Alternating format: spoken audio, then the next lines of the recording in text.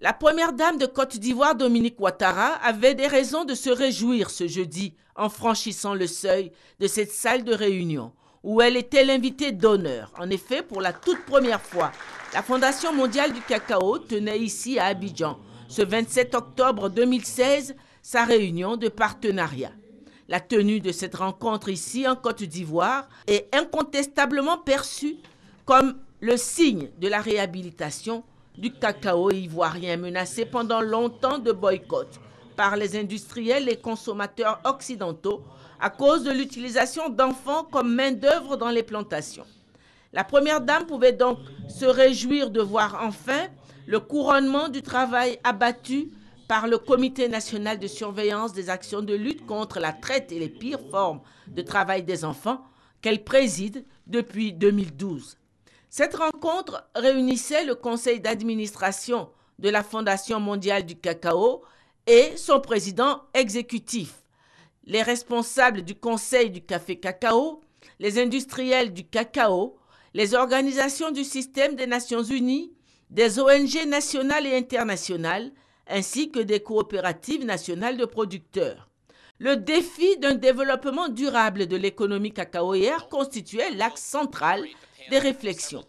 Plusieurs panels figuraient au programme, ainsi que des présentations d'innovations techniques et technologiques pour améliorer la production cacaoyère. La réunion a consacré un volet à la lutte contre les pires formes de travail des enfants. La première dame est intervenue pour présenter le prochain cap du Comité national de surveillance sous sa supervision. Concernant nos perspectives, nous avons entrepris, grâce à la Fondation Children of Africa, la construction de 3 maisons d'accueil à Soubré, Bouaké et Korogo, en vue d'améliorer la prise en charge des enfants retirés de la traite et des pires formes de travail des enfants. Au titre de la coopération internationale, nous envisageons d'organiser en mars 2017 à Abidjan un sommet des premières dames de la sous-région ouest africaine sur la traite transfrontalière des enfants pour susciter leur implication dans ce combat. Dans ce même sens, nous organiserons en mai 2017 en Côte d'Ivoire la réunion annuelle du groupe de coordination des actions de lutte contre le travail des enfants dans la cacaoculture. J'espère que vous serez nombreux à effectuer le déplacement pour participer à ces importantes rencontres.